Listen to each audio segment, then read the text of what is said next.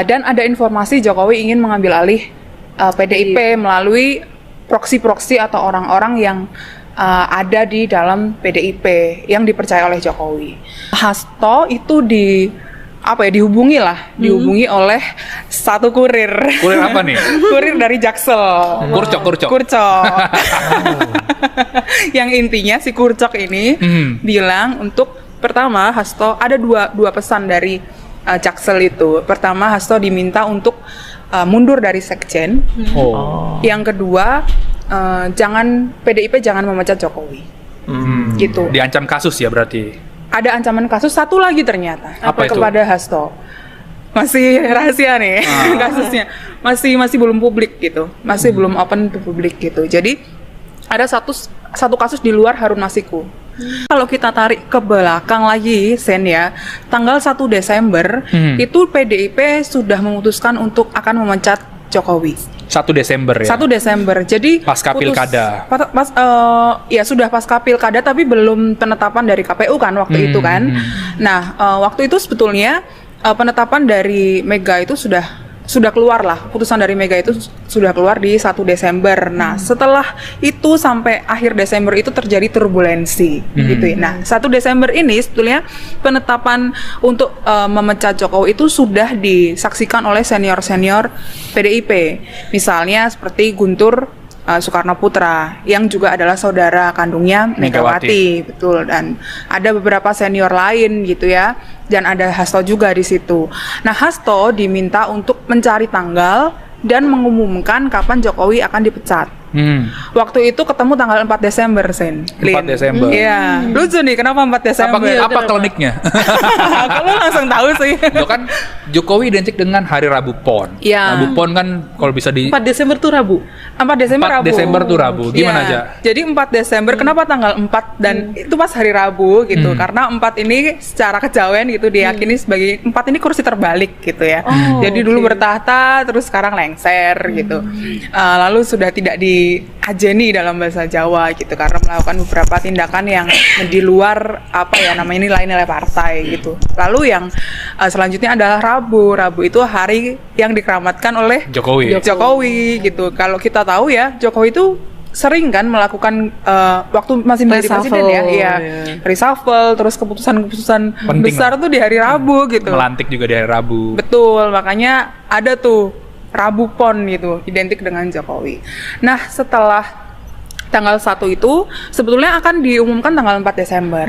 Nah, kemudian di antara tanggal 1 sampai tanggal 4 ada komunikasi antara petinggi PDIP dengan Pramono Anung karena saat itu kan masih pilkada Jakarta tuh masih panas ya.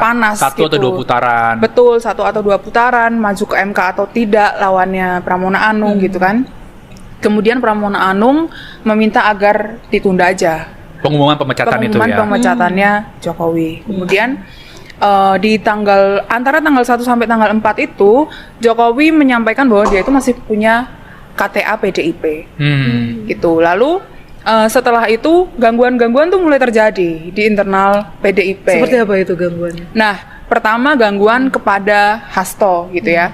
Di tanggal 13 Desember malam sebelumnya Hasto itu menyampaikan bahwa Jokowi sudah tidak menjadi bagian dari PDIP dan PDIP akan mengumumkan pemecatan sejumlah kadernya tanggal 17 Desember. Itu disampaikan ke publik ya, Cak? Disampaikan ke publik, tapi saat itu memang Hasto tidak menyampaikan bahwa Jokowi yang akan dipecat, tapi dia bilang ada 27 kader PDIP yang akan dipecat gitu kan. Publik membaca 3 diantaranya adalah Jokowi, Bobi, dan Gibran. Lalu tanggal 13 Desember malam itu hari Jumat malam, Hasto itu dihubungi oleh satu kurir. Kurir apa nih? Kurir dari Jaksel. Kurcok. Yang intinya si Kurcok ini bilang untuk pertama Hasto ada dua pesan dari Jaksel itu. Pertama, Hasto diminta untuk mundur dari sekjen. Yang kedua, PDIP jangan memecat Jokowi. Gitu. Diancam kasus ya berarti? Ada ancaman kasus satu lagi ternyata. Apa itu? Kepada Hasto. Masih rahasia nih kasusnya. Masih belum publik gitu. Masih belum open to publik gitu. Jadi ada satu kasus di luar Harun Masiku. Hasto dengan koleganya gitu ya. Kemudian setelah tanggal 13 Desember besoknya Hasto ketemu dengan satu petinggi PDIP. Itu hari Sabtu, yakni Bambang Pacul. Gitu ya, ketua DPD PDIP Jawa Tengah. Gitu. Lalu Hasto menyampaikan di situ di satu hotel gitu ya, di satu restoran di satu hotel. Dia menyampaikan bahwa internal PDIP itu jangan mau dipecah oleh Jokowi gitu.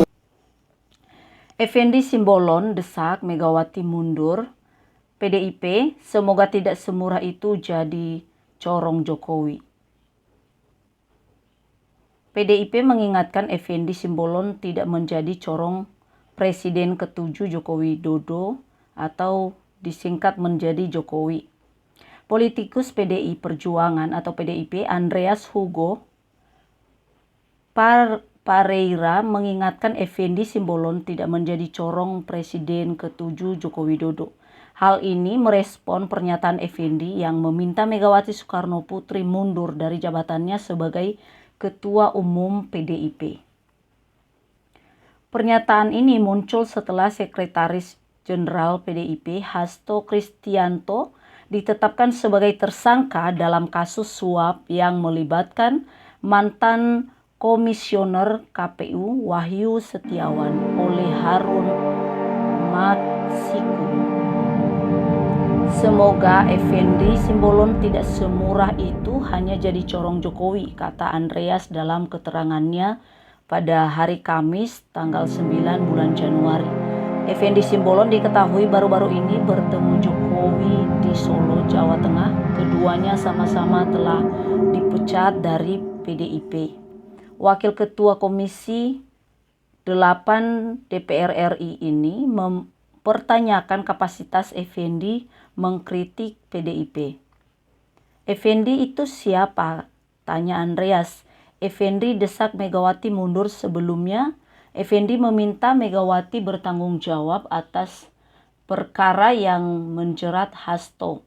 Menurut Effendi, persoalan yang menimpa Hasto merupakan permasalahan hukum yang serius. Dia harus mengundurkan diri sebagai bentuk pertanggungjawaban atas ini kan semua serius masalah hukum, bukan masalah sebatas etika yang digembar-gemborkan.